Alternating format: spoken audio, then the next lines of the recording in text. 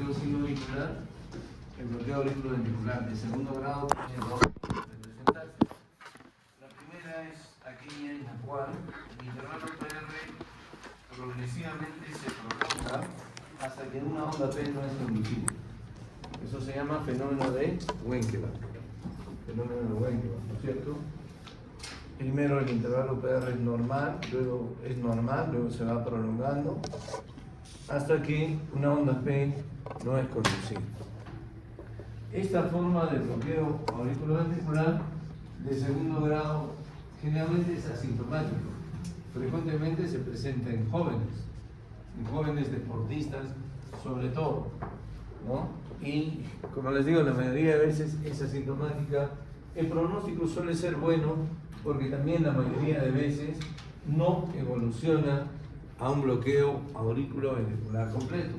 De manera que la mayoría de veces esta forma de bloqueo auriculoventricular no requiere el implante de un marcapaso, sino simplemente observación y ver si progresa el bloqueo, ¿no?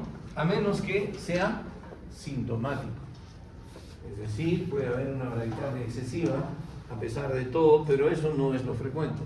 Lo frecuente es que su evolución sea benigna, es frecuente en jóvenes, sobre todo en jóvenes deportistas, y lo frecuente es que no evolucione a bloqueo auriculoventricular completo. Esta también es una forma de fenómeno de Wenckebach, ¿no es cierto? Una progresiva progresión del intervalo PR hasta que una onda P no es conducida, ¿no? Aquí el intervalo PR es 0.30, aquí 0.53 y aquí ya no se conduce. Y otra vez empieza, ¿no? Y el ciclo. Entonces, rara vez este tipo de bloqueo, el bloqueo auriculoventricular de segundo grado de tipo 1 o MOVITZ 1 o fenómeno de Wenckebach progresa a bloqueo auriculoventricular completo. El bloqueo auriculoventricular de segundo grado puede ser de tipo 2 o MOVITZ 2. En esta existe una relación fija entre las despolarizaciones auriculares y las despolarizaciones ventriculares. No existe una progresión del intervalo PR. La relación fija está dada porque pueden haber 2 o 3 despolarizaciones auriculares por una despolarización ventricular. En este caso ustedes están viendo dos despolarizaciones auriculares por cada complejo QRS.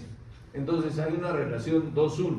Lo que está mal en esta diapositiva es la frecuencia, porque la frecuencia, si ustedes sacan la frecuencia ventricular, es normal, 75 latidos por minuto. ¿Sí? ¿Puede ocurrir eso? Puede ocurrir, pero no es lo común. Lo común es que esto se asocie a una bradicardia intensa, menos de 40 latidos por minuto. Bueno, eso es lo común. Entonces, existe una relación fija entre las despolarizaciones auriculares y las despolarizaciones ventriculares. Una conducción 2-1, 3-1, así como le daban a Perú antes en las eliminatorias, 2-1, 3-1, 4-1, nunca había empate, ¿no es cierto? Lo más común es que sea una conducción 2-1, pero asociado a bradicardia. Porque si ustedes ven, lo que sí es cierto, lo que sí está correcto aquí en la diapositiva, observen que la despolarización auricular tiene una frecuencia de 150, ¿no? Aquí tienen ustedes una onda P, otra onda P, y si sacan la frecuencia es de 150. Entonces el nódulo sinusal está disparando a 150 latidos por minuto. Y la frecuencia ventricular es exactamente la mitad, 75 latidos por minuto. ¿Sí? Entonces existe una relación fija, no existe una prolongación del intervalo PR. Este bloqueo auriculoventricular sí es de mal pronóstico, frecuentemente evoluciona a bloqueo auriculoventricular completo. Frecuentemente evoluciona a bloqueo auriculoventricular completo. Muy frecuentemente es sintomático. ¿Qué síntomas produce? Mareos, presíncope, síncope, y dependiendo de la frecuencia cardíaca, que puede ser muy baja, puede haber incluso insuficiencia cardíaca. El paciente puede tener signos de insuficiencia cardíaca. Y entonces, en este tipo de bloqueo auriculoventricular de segundo grado, a diferencia del otro, que es tipo 1, este es tipo 2, este sí es de mal pronóstico y suele evolucionar a bloqueo auriculoventricular completo. Y luego está el bloqueo auriculoventricular de tercer grado o bloqueo auriculoventricular completo, caracterizado por una situación. ¿Cuál es la situación que caracteriza al bloqueo auriculoventricular de tercer grado o bloqueo auriculoventricular completo? La disociación auriculoventricular. En los otros bloqueos que acabamos de revisar, el de primer grado, el de segundo grado tipo 1 y el de segundo grado tipo 2, existe algún tipo de relación entre la despolarización de las aurículas y la despolarización de los ventrículos, ¿no es cierto? Existe algún tipo de relación. En este tipo de bloqueo existe una completa disociación auriculoventricular. ¿Qué quiere decir esto? Que las aurículas se despolarizan por su cuenta en forma independiente de la despolarización de los ventrículos. Por lo tanto, los ventrículos también se despolarizan por su cuenta, en forma independiente. No existe una secuencia que se respete en la despolarización de las aurículas. Por lo tanto, la contracción auricular y la contracción ventricular no tienen ningún tipo de coordinación. Por eso, si se acuerdan ustedes en las primeras clases, una forma de reconocer el bloqueo auriculoventricular completo era que pudiera haber una onda A grande, una onda A cañón, ¿no es cierto? ¿Por qué? Porque resulta que las aurículas se pueden contraer contra unas válvulas auriculoventriculares cerradas. Están cerradas. ¿Por qué? No hay ningún tipo de coordinación. Por lo tanto, entonces existe lo que se llama disociación auriculoventricular. ¿Y cómo yo me doy cuenta de esa disociación auriculoventricular en el electrocardiograma? Sencillo. Las ondas P caen en cualquier lado del trazado electrocardiográfico. Observen aquí, una onda P justo antes del QRS. Luego, otra onda P que está cayendo sobre la onda T. Aquí hay otra onda P que ustedes dirían que es ritmo sinusal, pero si ustedes ven el intervalo PR, aquí este intervalo PR no tiene nada que hacer con este, y menos con este. ¿Y dónde está la onda P aquí? Maimanta, está metida en la onda T, por eso la onda T está picuda. Y aquí cae en otro lado, ¿se dan cuenta? No existe ninguna relación. Por otro lado, si ustedes miden la frecuencia auricular, otra vez pues parece estar 150 latidos por minuto, ¿no? Y mientras que la frecuencia ventricular suele ser muchísimo más baja que esto, aquí está en 60 latidos por minuto. La diferencia en el bloqueo auriculoventricular de segundo grado es que la frecuencia ventricular era exactamente la mitad de la frecuencia auricular. La frecuencia ventricular era exactamente la mitad de la frecuencia auricular. O al revés, la frecuencia auricular era exactamente el doble de la frecuencia ventricular. Aquí está 150, mientras que aquí está 50. Y usualmente es mucho más bajo que 50. Pero ya tiene bradicardia. No hay ninguna relación entonces, ¿no? Entonces, eso se llama bloqueo auriculoventricular completo. ¿Puede ser asintomático? Sí. Sí puede ser asintomático. Hay viejitos que están con su bloqueo auriculoventricular completo meses y hasta años. Tranquilos, puede ser. Pero eso es lo menos frecuente. Lo menos frecuente. Así como en el bloqueo de tipo de segundo grado, tipo 1, la mayoría es que estén asintomáticos y lo menos frecuente es que estén sintomáticos. Aquí es al revés. La mayoría están asintomáticos y lo menos frecuente es que estén, aquí están sintomáticos y lo menos frecuente es que estén asintomáticos. ¿Cuáles son los síntomas? Otra vez, ¿qué síntomas tienes? Mareo, síncope, disnea, insuficiencia cardíaca, todo eso dependiendo del gasto cardíaco que pueda generarles la frecuencia cardíaca. Entonces, ese bloqueo, de modo que si la mayoría en este caso está sintomático, necesitan el tratamiento definitivo. Sin embargo, cuando enfrentamos un bloqueo auriculoventricular de tercer grado, aparte de hacer el diagnóstico de disociación auriculoventricular, lo único que tienen que ver es bien, por eso les digo, fíjense la onda P, en qué derivaciones hay la onda P. Si no ven, busquen en otras derivaciones la onda P, porque me he encontrado con muchos de ustedes que solamente ven de 2 y no está en ritmo sinusal, claro. Sí, claro. ¿Quieres impresionar a la doctora Félix? El único que me ha impresionado ha sido yo, ¿no es cierto, doctora? Pesar de mis canas y mis años, ya no hay ninguna razón. Así nos impresiona una dama. Hay que invitarla a cenar, ¿no es cierto? Pero ¿qué hizo todo?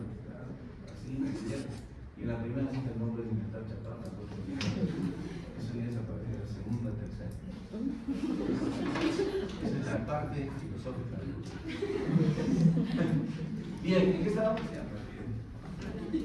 Entonces, cuando enfrentamos, por eso es que les decía, ustedes tienen que verlo, hagan las cosas siempre en orden, como se les ha enseñado. Si ustedes hacen las cosas en orden, a veces como el primer paso, ver si es ritmos, y ellos se dan cuenta. Hoy caray, está bloqueado, hay disociación auriculoventricular, busquemos una onda P, midamos el intervalo PR que tiene que ser más o menos constante. Aquí no tiene ningún tipo de constancia el intervalo PR. Se dan cuenta que está en bloqueo auriculoventricular completo. Bloqueo auriculoventricular. Generalmente hay bradicardia, no es como en la diapositiva, hay una bradicardia muy importante, ¿no? Entonces, ya hice yo el diagnóstico, genial. Existe una pregunta más que me tengo que hacer cuando yo veo un bloqueo auriculoventricular completo. ¿Por qué hay ancianos que pueden estar asintomáticos por meses, ¿no? O años inclusive, con su bloqueo auriculoventricular completo? Tranquilo, viejito, no le pasa nada. Está a punto de mirar la luz, pero no le pasa nada. ¿Por qué? Porque tengo que preguntarme si el ritmo subsidiario, ¿de dónde viene este ritmo entonces? Si hay bloqueo auriculoventricular completo. ¿De dónde viene el ritmo? ¿Ah? No, pero el nodo A está bloqueado. De la haz de His, claro, muy bien, doctor. Simplemente está viendo la diapositiva, la doctora. De la haz de His. ¿No? ¿Qué es esto? ¿Qué es esto?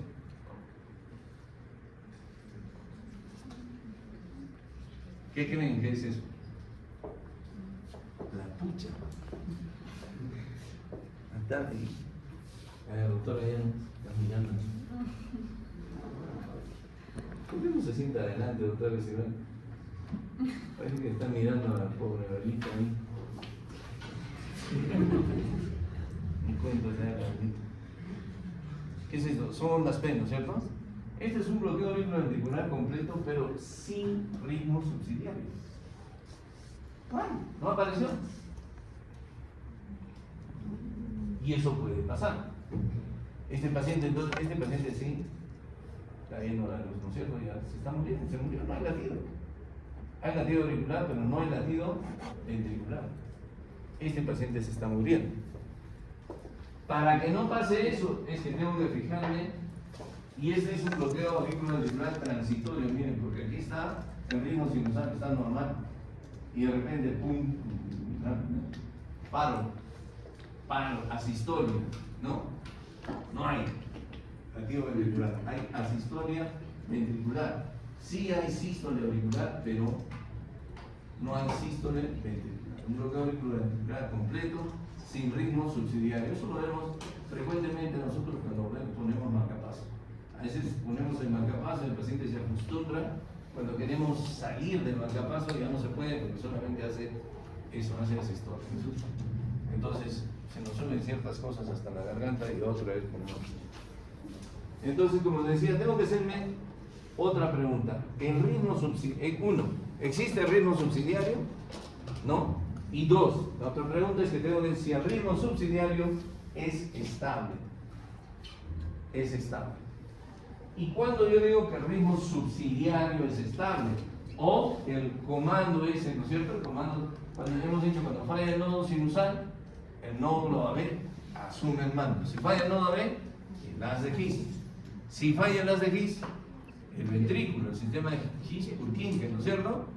Muy bien, cuanto más bajo sea el nivel del ritmo subsidiario, más inestable es. Entonces, cuando yo digo que es estable el ritmo subsidiario, cuando tengo este trazado. Miren, aquí también hay un bloqueo AB completo. No hay ninguna relación entre las ondas P y los complejos QRS, como ven, ¿no es cierto? No hay ninguna relación. Bloqueo AB completo, pero el QRS es estrecho. Es estrecho.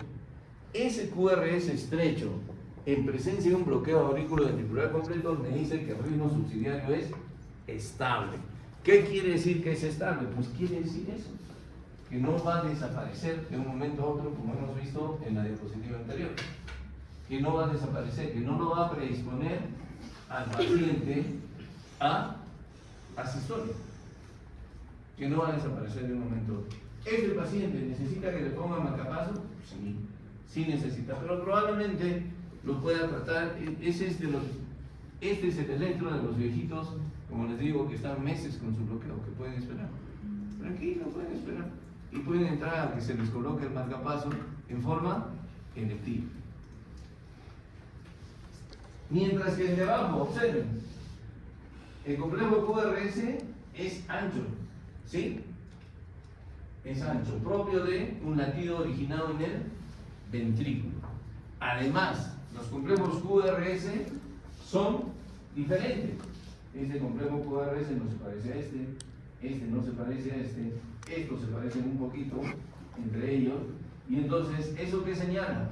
La inestabilidad del foco subsidiario. ¿Qué quiere decir inestable? Que en cualquier momento desaparece, y en cualquier momento, pues, ese paciente va a entrar en esto, en asistolia. La diferencia es que a este paciente tengo que ponerle marcapaso inmediatamente, no necesariamente definitivo. Puedo ponerle un marcapaso transitorio, ¿no es cierto? Y después programar su colocación. Este otro puede esperar, está tranquilo. También le voy a poner, también puede estar mareadito, con disney, etc. Pero su ritmo subsidiario es estable. Este no es estable, porque estos latidos son de naturaleza ventricular. Como ven ustedes, existen complejos QRS de diferente morfología y anchos. Eso me dice que el ritmo subsidiario para nada es estable. Entonces, no es suficiente hacer el diagnóstico del bloqueo auriculoventricular completo, sino hacerse esa otra pregunta, ¿sí? Si el ritmo es estable o no. ¿Y el tratamiento definitivo cuál es? Marcapaso. Colocar marcapaso definitivo. Ese es el tratamiento definitivo. ¿Qué tipo de marcapaso? El marcapaso bicameral. ¿Eso ponemos en el Cusco? Sí, ponemos en el Cusco. ¿Ponemos en el hospital? Sí, ponemos en el hospital. ¿No? Ya estoy viejo, yo ya no debería poner marcapasos. En otros sitios, personas mayores de 60 años ya no ponen marcapasos. Ya no. Por indicación, pero el doctor Montesino dice que no hay más hasta que yo venga con silla de ruedas, no tiene el resto. Ya no puede ser. Espérate que me equilibre, por eso estamos haciendo hombres a otras personas. Llegará el momento en que sea de hombre. Muy bien. Entonces, eso en cuanto a las bradiarritmias. Las taquiarritmias, ¿no? Vamos a hablar de taquiarritmias. Ya hemos dicho que tanto las bradiarritmias como las taquiarritmias se producen por las alteraciones en la génesis del impulso o en la conducción del impulso, ¿no? El mecanismo más frecuente es las alteraciones en la conducción del impulso generadas por el mecanismo de reentrada, ¿no? Podemos hablar las despolarizaciones, tanto prematuras, tanto auriculares como ventriculares, las incluimos, en las taquiarritmias, por dos cosas. Uno, porque suelen producir manifestaciones de las taquiarritmias, palpitaciones, y dos, porque a veces desencadenan estas despolarizaciones taquiarritmias también, tanto supraventriculares como ventriculares. Las taquiarritmias pueden ser sostenidas o no sostenidas. ¿Qué quiere decir sostenida? ¿Que alguien la sostiene? No. ¿Cierto? Sostenidas, que hablamos de una taquiarritmia sostenida cuando dura más de 30 segundos, especialmente en la taquicardia ventricular. ¿Sí? Cuando la taquicardia ventricular dura 30 segundos o más, esa es una taquicardia ventricular sostenida. Menos de 30 segundos es una taquicardia no sostenida. ¿Ya? ¿Cuándo hablamos de taquiarritmia? Cuando la frecuencia ventricular es mayor de 100. Comúnmente hablamos de eso. Entonces, por eso decimos que la frecuencia normal del nódulo sinusal es de 60 a 100, ¿no es cierto? pero ya hemos dicho que puede ir incluso desde 30 hasta más de 200 latidos por minuto. Pero esencialmente, digamos, hablamos de taquicardia cuando la frecuencia ventricular es mayor de 100 por minuto. Sin embargo, esta definición tiene algunas limitaciones. Por ejemplo,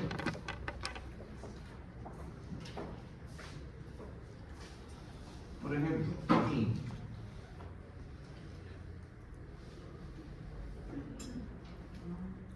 ¿Qué frecuencia tiene esto? 50, ¿no? ¿Sí? Y como decía bien la doctora Fénix, eso, el ritmo subsidiario viene en las de His. Ese es un ritmo estable, ¿cierto? El QRS está estrecho. Pero la frecuencia intrínseca de las de His, ¿cuánto es? No es 50, es bastante menos de 50. Entonces, aquí está el radicárdico, ¿sí? Tiene 50 latidos por minuto, ¿sí? Está el radicárdico, pero como su frecuencia intrínseca no es 50 o más, este paciente está con una taquicardia que se dice idioventricular o una taquicardia de la unión aurículo-ventricular, pero está radicárdico, su frecuencia cardíaca es de 50. Entonces, hay estructuras que pueden entrar en taquicardia y están dentro de los límites normales, como la unión aurículo-ventricular o el nodo aurículo-ventricular, ¿no? La frecuencia intrínseca del nodo aurículo-ventricular no supera los 60 latidos por minuto, pero hemos visto, por ejemplo, que en el otro estaba en 75 latidos por minuto. Ahí está en taquicardia del nodo aurículo-ventricular. En esta, por ejemplo, está en 75. Aquí está en 75. ¿Sí? Entonces, ese paciente está taquicárdico del nodo. Por eso es que esa definición tiene sus limitaciones. ¿Sí? Y al revés. Hay pacientes que pueden estar con una taquiarritmia y estar con la frecuencia dentro de lo normal. ¿Quiénes? Por ejemplo, los pacientes con flutter auricular, pero especialmente los pacientes con fibrilación auricular. En la fibrilación auricular, las aurículas están latiendo con una frecuencia superior, fácil, superior a los 300, fácil, superior a los 500 latidos por minuto. Las aurículas están así temblando, casi no se contraen las aurículas. Por eso es que en la fibrilación auricular se pierde la contracción auricular. Están temblando nada más las aurículas. Mientras que la frecuencia ventricular puede ser normal, puede ser de menos de 100, 80, 90 latidos. Entonces está con un ataque de arritmia, pero su frecuencia ventricular no es mayor de 100. Entonces, hay que tener en cuenta ciertas condiciones, ¿no? Cuando hablamos de taquiarritmias, y esta definición tiene algunas limitaciones. Las manifestaciones de las taquiarritmias pueden ser similares a las de las bradiarritmias, pueden producir palpitaciones. ¿En qué paciente con bradiarritmia tenía palpitaciones? El paciente con síndrome de bradicardia, taquicardia. Dolor torácico, el mismo, ¿no es cierto? Porque el episodio de taquicardia nos puede producir angina, compromiso hemodinámico, mareos o síncope. Igualito, pueden ser muy similares. Entonces hay que saber bien ver el electrocardiograma. Es muy importante que nosotros entonces sepamos evaluar adecuadamente el electrocardiograma. Ya sabemos que las técnicas de diagnóstico, obviamente el primero es el electrocardiograma. El electrocardiograma ya lo dijimos para ver si el paciente tiene cardiopatía de fondo. Si tiene cardiopatía de fondo, esa taquicardia, esa taquiarritmia, tiene otro tipo de significado, ¿no? Las taquiarritmias en los pacientes que tienen cardiopatía de fondo tienen un significado de severidad, mientras que una taquiarritmia en un paciente sin cardiopatía de fondo tiene un buen pronóstico y solamente suele afectar su calidad de vida. A veces el electrocardiograma no es suficiente y si las molestias son muy frecuentes, diarias o por lo menos interdiarias o 3 veces por semana, el Holter vale la pena. La prueba de esfuerzo me sirve para dos cosas. Hay taquiarritmias que se desencadenan con la prueba de esfuerzo o para detectar si mi paciente tiene isquemia miocárdica. Hay taquiarritmias que se producen por isquemia miocárdica y el monitor intraoperable, como ya sabemos, en el caso de que la taquiarritmia se presenta de forma muy esporádica, 1 o 2 veces por año, y entonces ahí le ponemos un holter implantable, ¿no es cierto? Ya también hemos mencionado esto, que se produce por aumento de la automaticidad, ¿cierto? ¿No? Por aumento de la automaticidad, y la automaticidad está muy desarrollada en el nódulo sinusal, en el nódulo auriculoventricular, en el sistema His-Purkinje, pero también en otras estructuras, como dijimos, la desembocadura de las venas pulmonares, ¿no? El seno coronario, la desembocadura de la vena cava. Otro mecanismo son las postdespolarizaciones. Las postdespolarizaciones tempranas y tardías. Pero el mecanismo más frecuente que ocasiona las taquicardias es el mecanismo de reentrada, especialmente el mecanismo de reentrada con base o con sustrato anatómico, porque hay un mecanismo de reentrada también con sustrato fisiológico que es transitorio y que especialmente explica el desarrollo de la fibrilación auricular. En el mecanismo de reentrada tenemos 2 zonas eléctricamente relacionadas alrededor de una zona eléctricamente inactiva. Una condición es que una de las zonas tenga un bloqueo unidireccional y la otra conduzca lentamente, ¿no es cierto? Lo que le permite a esta zona, que conduce en una sola dirección, recuperarse de su periodo refractario efectivo, y cuando llega el impulso se activa y se establece un circuito, ¿no? Una circulación permanente, persistente del impulso eléctrico que nos produce taquiarritmia. Hemos dicho entonces que las despolarizaciones auriculares y las ventriculares las debemos incluir dentro de las taquiarritmias por 2 motivos fundamentalmente: porque producen manifestaciones de las taquiarritmias, palpitaciones, y 2, porque pueden desencadenar taquiarritmia. Entonces, las despolarizaciones supraventriculares las reconocemos por 2 cosas fundamentalmente, ¿no es cierto? No por 2 cosas, por varias cosas. Las despolarizaciones supraventriculares suelen estar precedidas por una onda P.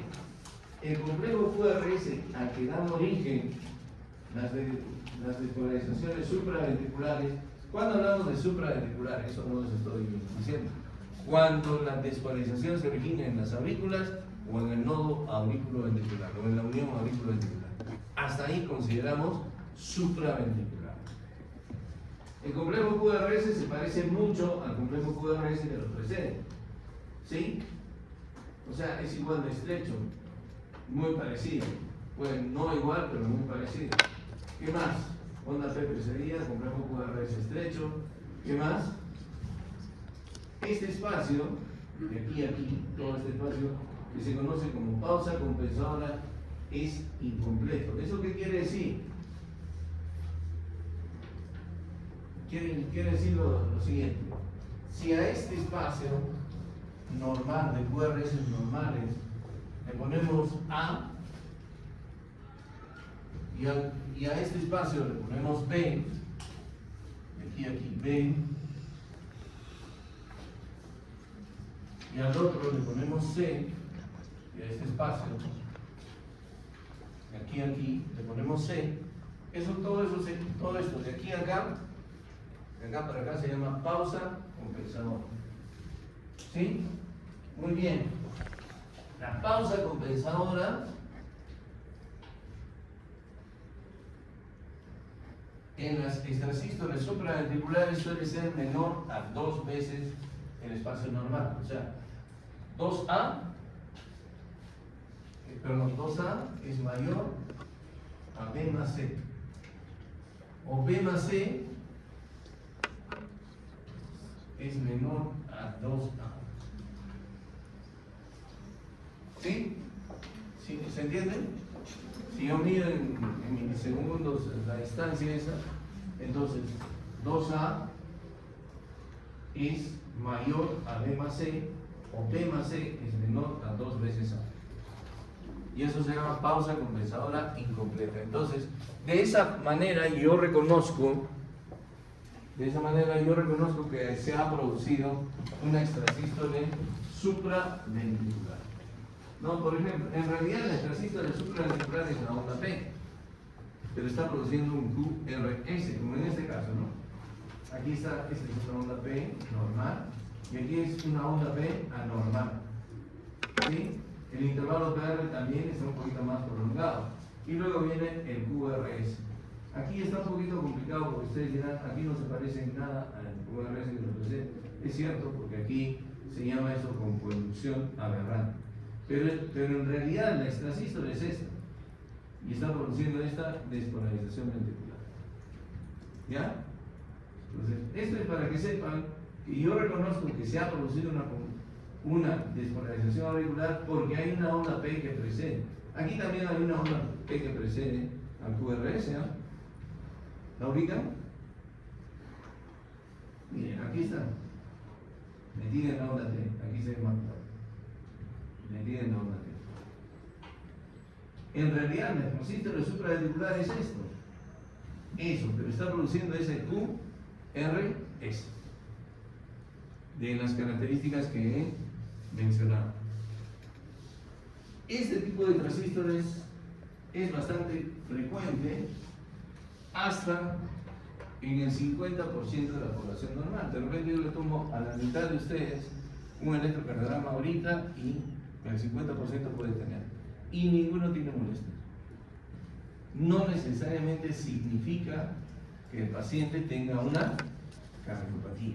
Por lo tanto, no necesariamente necesitan tratamiento, salvo que el paciente tenga síntomas, molestias, sea muy frecuente.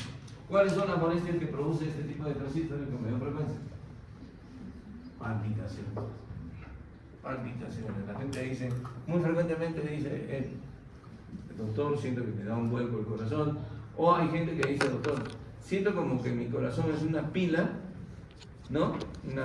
Un caño, está corriendo bien y de repente se cierra. Se cierra y luego se vuelve a abrir.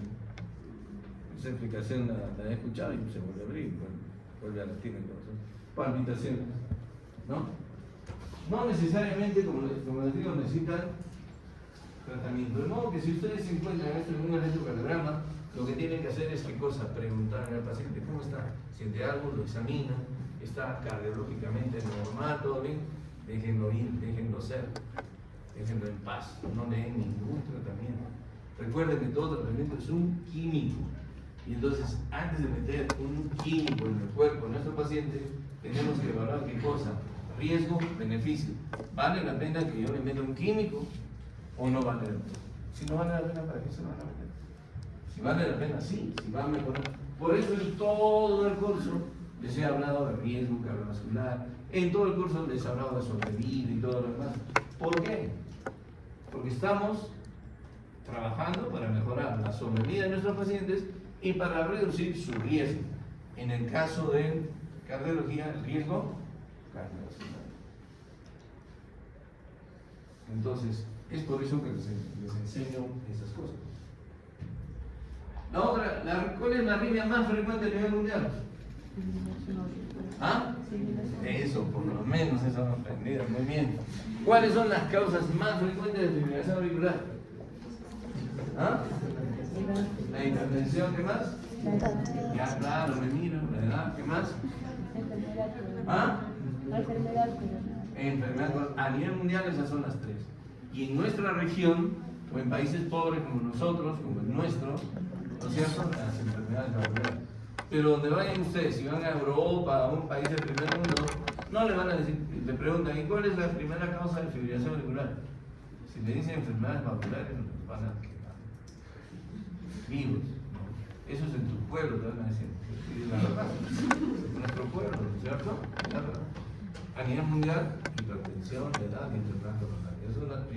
El hecho solo de envejecer ya nos predispone a fibrilación auricular. El hecho de enseñar cardiología, ¿no es cierto? A Walking Dead ni a te predispone a fibrilación auricular. No son ustedes como mi residente, ustedes por lo menos caminan. Mi residente flota ya. Muy bien. Entonces la fibrilación auricular es la arritmia más frecuente a nivel mundial. Las causas son las que ustedes ya las han dicho, ¿no es cierto? Y se caracteriza por qué. Se caracteriza, ya hemos mencionado el mecanismo, no sé. Se caracteriza en el electrocardiograma por la presencia de ondas F minúsculas. Estas ondas F que ven ustedes ahí, ¿no? O estas que no se ven acá, son de fibrilación auricular, ondas F minúsculas de fibrilación auricular. Además, la otra característica es que los complejos QRS se repiten a intervalos completamente irregulares, ¿no? Hay intervalos pequeños, hay intervalos muy largos, hay intervalos medianos, entonces se repiten a intervalos irregulares. Esa irregularidad se ve un poquito mejor aquí. Miren, este intervalo aquí es más corto que el de aquí a aquí, y este también es más corto que el de acá a acá, pero habría que medirlo exactamente, pero se repiten a intervalos irregulares. ¿Sí? Eso desde el punto de vista electrocardiográfico. Desde el punto de vista fisiológico, como les he dicho, en esta arritmia las aurículas están latiendo con una frecuencia superior a los 500 latidos por minuto. De manera que ya no se están contrayendo, se están solamente despolarizando y tiemblan. Por eso es que la contracción auricular se pierde en la fibrilación auricular. Por eso es que la pregunta clásica es, el 99% de ustedes fallan, ¿no es cierto? Les digo, en un paciente con estenosis mitral que tiene pulso deficitario, frecuencia cardíaca irregular, ¿cuál de los signos auscultatorios va a faltar? Es fácil, ¿no es cierto? Refuerzo presistólico, pero ustedes fallan. ¿Por qué refuerzo presistólico?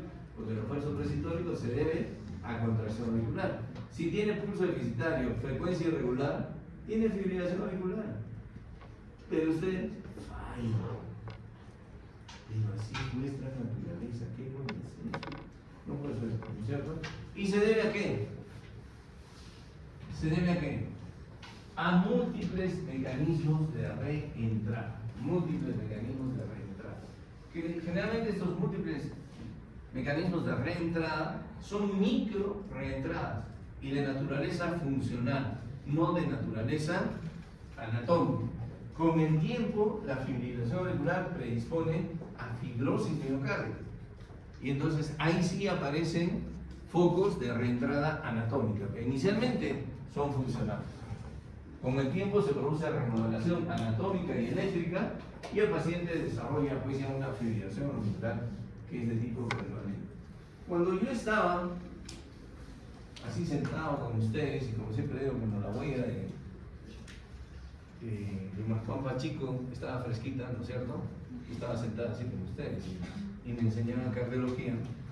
El doctor que me enseñaba cardiología, que es el papá del doctor Olivera, Dante Olivera también se llamaba el doctor Olivera, decía, si tienen fibrilación auricular, no se preocupen, no se preocupen, déjenlo tranquilo, déjenlo su digitario, su aspirina, y a la casa.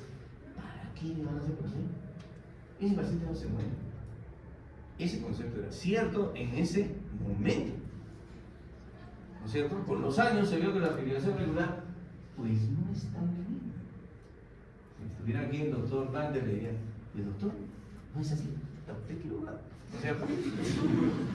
¿Por qué?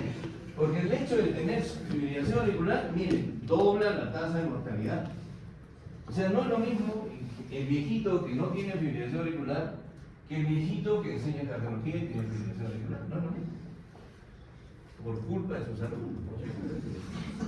No, mentira, no tengo fibrilación auricular todavía. Así que crucen los dedos para que me den. Entonces, pero ya por el hecho solamente de tener fibrilación auricular se dobla la tasa de mortalidad. Tiene el doble el riesgo de fallecer. Entonces, a nadie le conviene tener fibrilación auricular.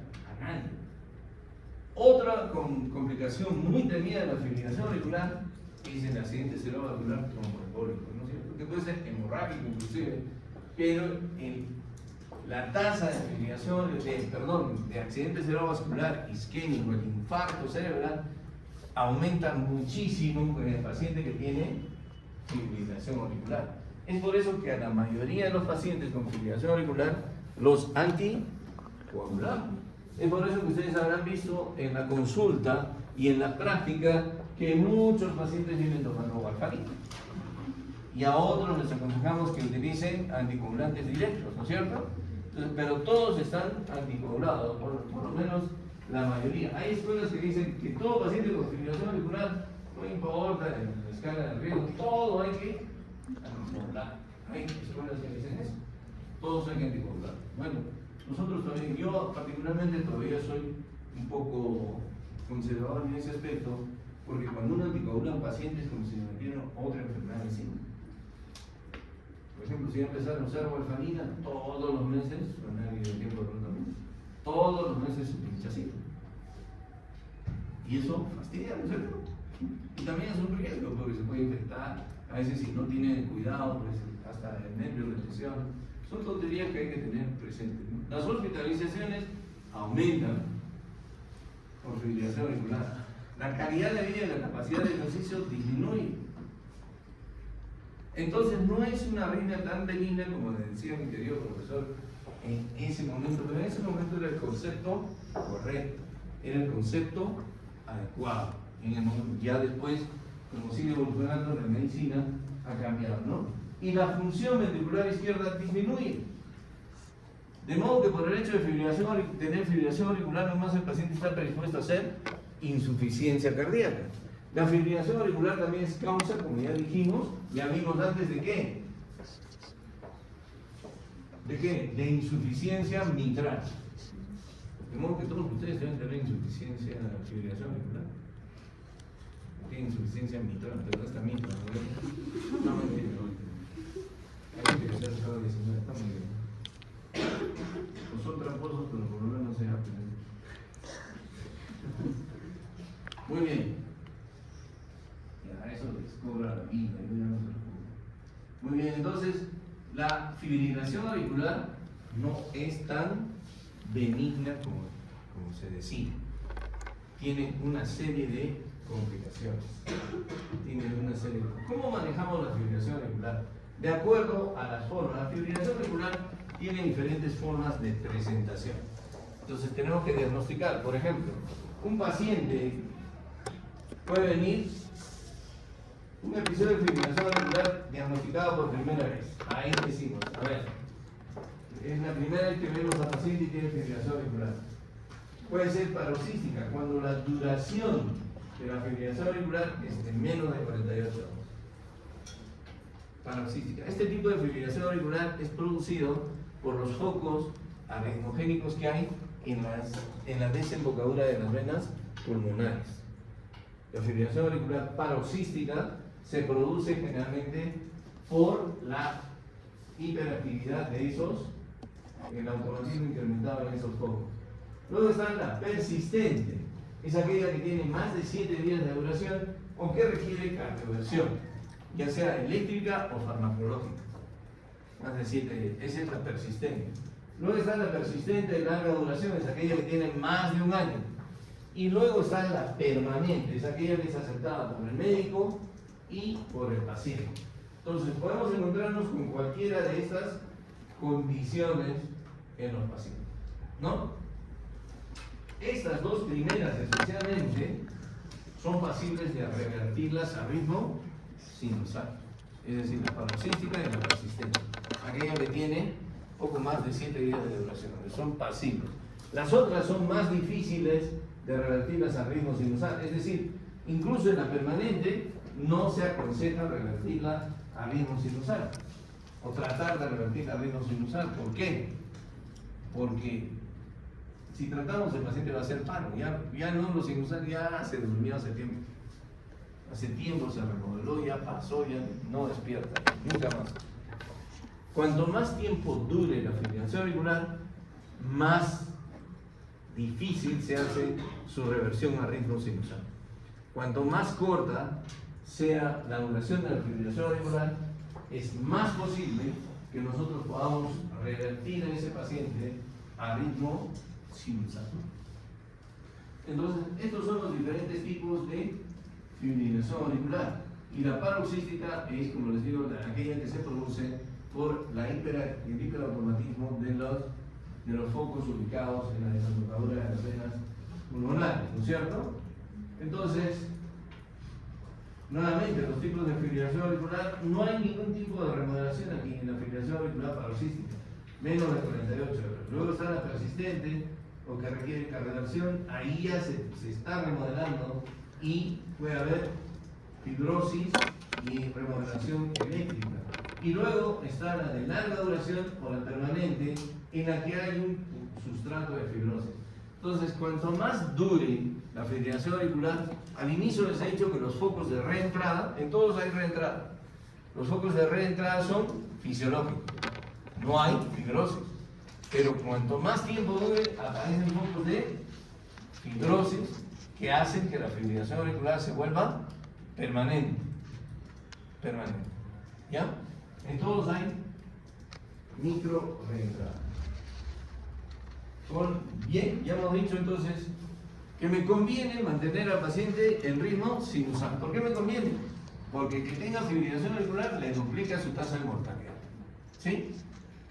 Cuando yo retorno a un paciente con ritmo que vino con fibrilación auricular persistente, por ejemplo, o paroxística, lo retorno a ritmo sinusal, no le reduzco su posibilidad de embolia, porque la aurícula queda medio tonta, así como mi reciente, lo que dicen staging auricular, ¿no es cierto?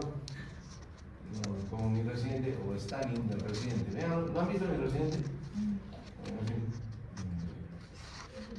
Anda atrás de esto. Igualito queda la aurícula. Y entonces no se contrae, a pesar de que el electro diga que está en ritmo sinusal, la aurícula no se contrae igual hasta después de un tiempo. Entonces, eso también necesita anticoagulación. Entonces, el riesgo, ya se sabía, esto es de Harrison de hace mucho tiempo, pero lo conservo ahí porque ya desde ese tiempo se sabía que los pacientes con fibrilación auricular tienen factores que favorecen en mayor o menor porcentaje el DCB isquémico, ¿no es cierto?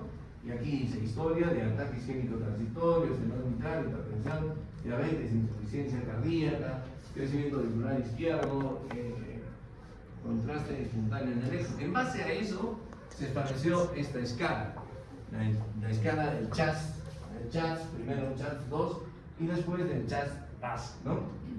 CHAS 2 y después del CHAS-VAS. ¿A qué se refiere el CHAS?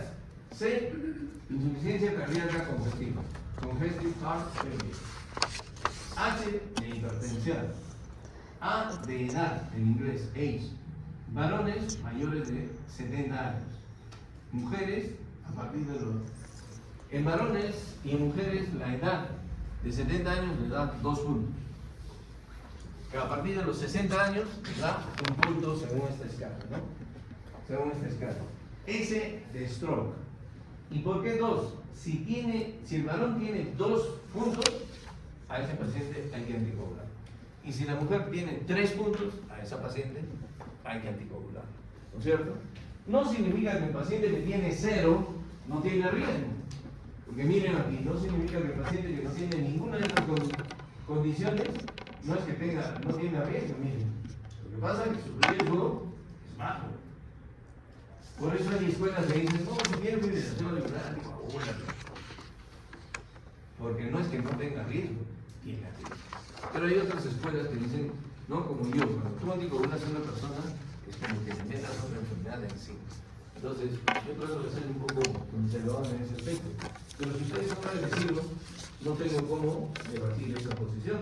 Porque el paciente con chat 0 no significa que no tenga riesgo. Y luego esto está en la última guía, es el CHAS-VAS, ¿no? En tasa de accidente cerebrovascular.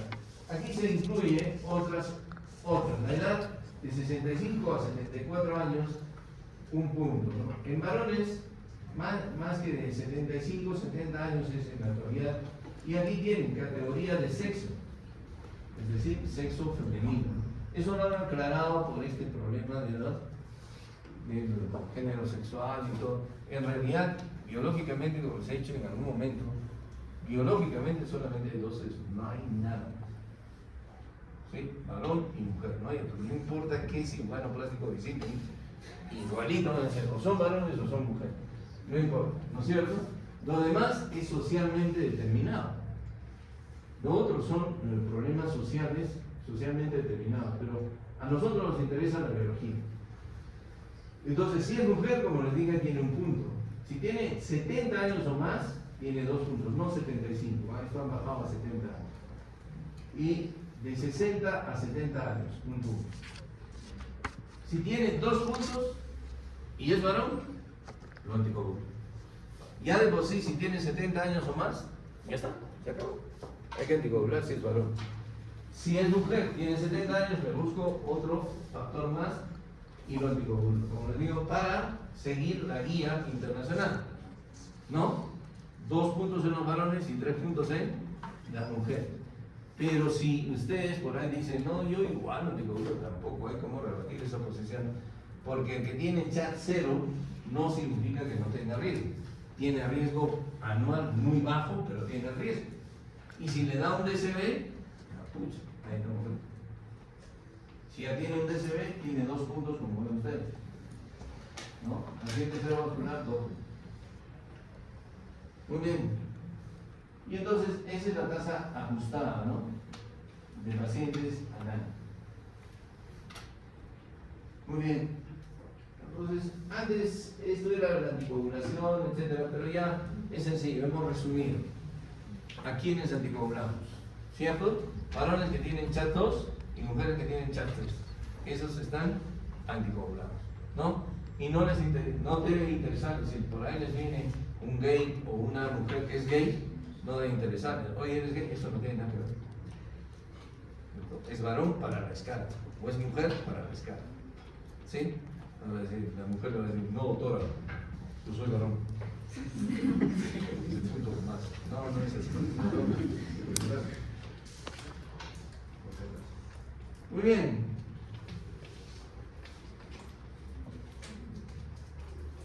Les hago una pregunta. ¿Cuál creen que emboliza más? ¿La fibrilación auricular paroxística, persistente, la permanente de larga duración o la permanente? ¿Cuál?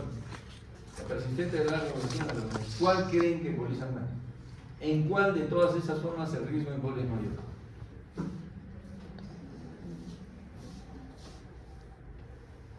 La pucha, estamos en el término, no. Acuérdense, ¿en cuál creen?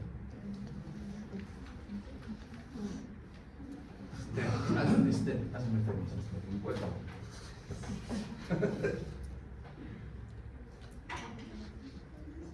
En la paroxística dice, no, ya decepcionó. Tú hazme feliz. En todas. Todas tienen el mismo riesgo de embolia. Todas. Por eso, pues, cuando uno diagnostica fibrilación auricular, no importa el tipo de FA que estén ustedes viendo. Pues lo que dice el manejo. ¿Sí? El manejo registraron un electrocardiograma de 12 de elevación. Y después, inmediatamente, evaluar el riesgo de tromboembolia. ¿Sí? Y aquí ustedes ven aspirina, ningún tratamiento, anticoagulación oral. Quédense con eso. Ya no se pueden quedar con aspirina. Aspirina no sirve en fibrilación auricular. No sirve. ¿Ya? ¿Por qué no sirve? Tanto como no sirve, no es así. Sí sirve, pero, por ejemplo, al paciente lo protege del tamaño de la doctora Sacha. ¿No? El tamaño de la doctora Sacha. Pero si le dan un anticoagulante, lo protegen pues del tamaño de quién? Del doctor Montesino. O sea, la diferencia es importante. La aspirina protege de la tromboembolia en la fibrilación en un 15%. Mientras que la anticoagulación oral protege al paciente de la tromboembolia en un 75%. O sea, no vale la pena que ustedes le den aspirina al paciente. A menos que tenga una posibilidad de sangrado muy, muy grande. ¿Ya? Entonces, siempre el anticoagulante oral es la elección. ¿Sí? Entonces, lo otro que tengo, yo diagnostico cualquier tipo de fibrilación auricular y lo evalúo. ¿Cuáles sus riesgos? Le aplico su CHACS. Insuficiencia cardíaca congestiva, hipertensión, la edad, diabetes, stroke, ¿no es cierto? Y le pongo los otros, el VAS. ¿Qué cosa es el VAS? Si tiene enfermedad vascular, si es mujer, si tiene 65 años, etcétera, o 60, todo eso le aplico. Entonces, evalúo su riesgo de tromboembolia, ya. Y si ustedes quieren, ya no le aplico nada y lo anticoagulo igual. Como les digo, es una escuela agresiva, pero en mi preferencia, yo prefiero ser un poco más conservador en ese sentido. Y después, ¿qué hago? Decido si voy a controlar el ritmo o la frecuencia. ¿Qué quiere decir controlar el ritmo? Lo puedo volver a ritmo sin usar.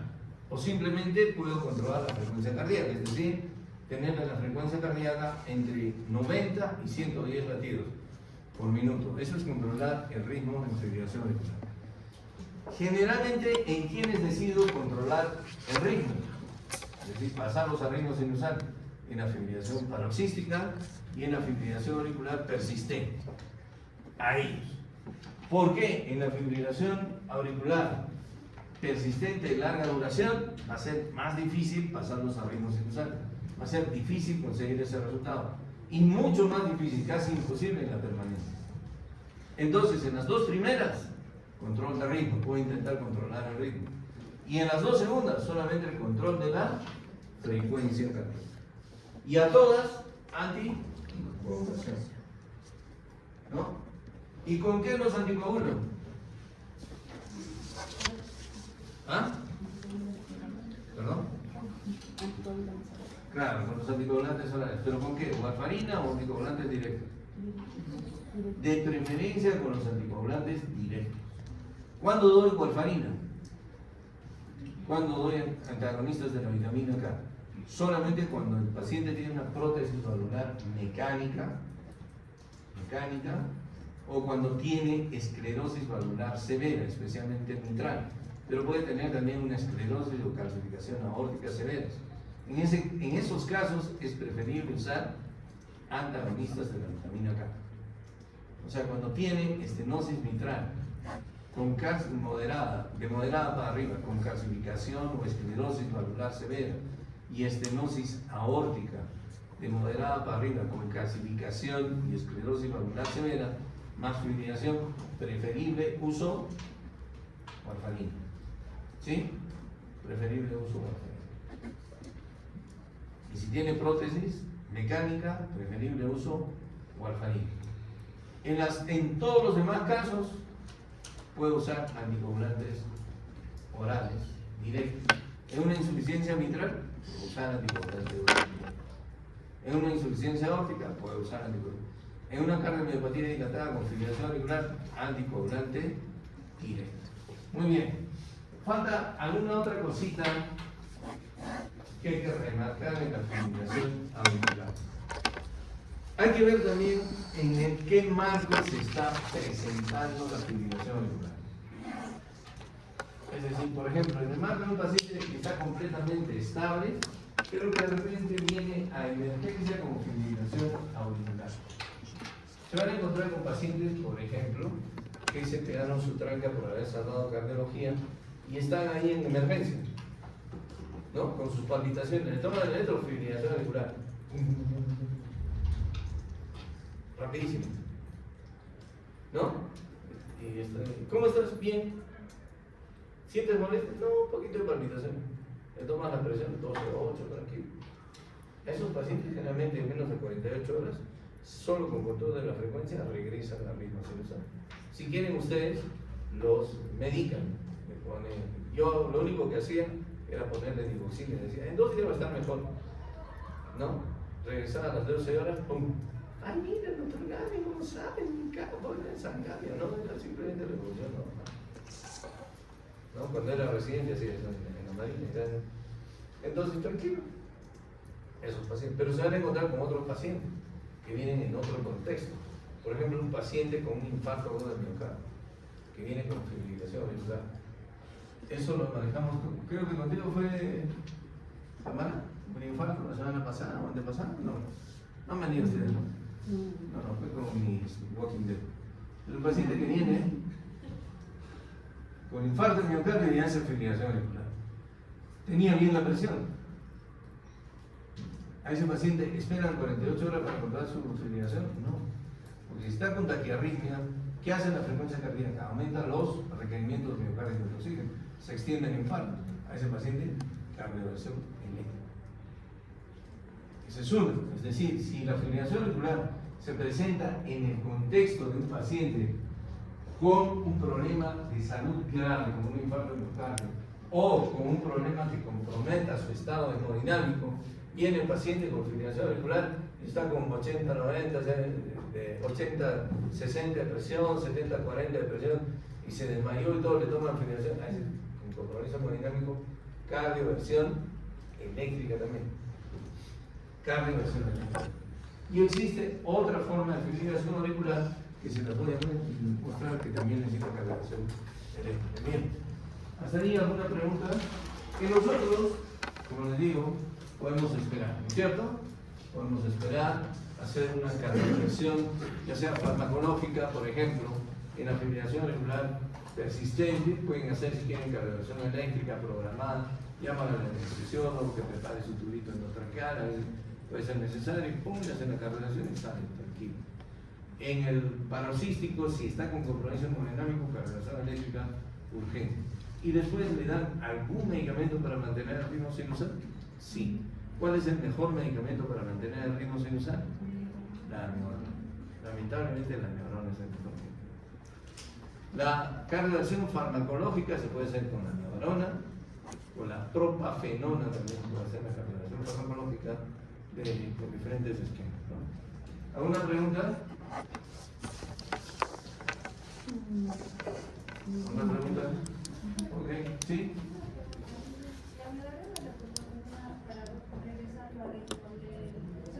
¿Hasta que regrese o todo el tiempo? Esa es una buena pregunta, se le puede dar todo el tiempo. La amiodarona se da volviendo venosa. Tiene la desventaja que ya va a hacer efecto después de las 18 horas. O sea, no se desesperen, ustedes ponen amiodarona y el paciente va a salir con su taquiarritmo. Más o menos a las 18, 24 horas recién ¡pum!, regresa al ritmo sinusal. La propafenona puede hacer efecto dentro de las 4 a 6 horas. Se da 600 miligramos por vía oral, de golpe, ¿no? No de golpe, sino creo que lo vayan a golpear, ¿no? Ya, toma. ¿No? Se le da en una sola toma 600 miligramos, pero tiene algunos cuidados. No puedes dar propafenona en un paciente que tiene cardiopatía isquémica. No puedes dar propafenona en un paciente que tiene insuficiencia cardíaca. Esa dosis no puedes dar. Pero si el paciente no tiene nada de eso, tiene solo fibrilación auricular y lo quiere revertir más o menos rápido, le tendrás 600 miligramos de golpe. Y en 4 a 6 horas regresa. ¿Tiene efectos colaterales? Sí. Algunos te pueden dar náuseas, vómitos, vomitas en 4 o 6 horas, pero ya regresaron a ritmo sinusal. De ahí, entre los dos, entre amiodarona y propafenona, ¿cuál escoges para mantener el ritmo sinusal? Si quieres mantener mejor el ritmo sinusal, amiodarona. ¿Pero le puedes dar propafenona? Sí.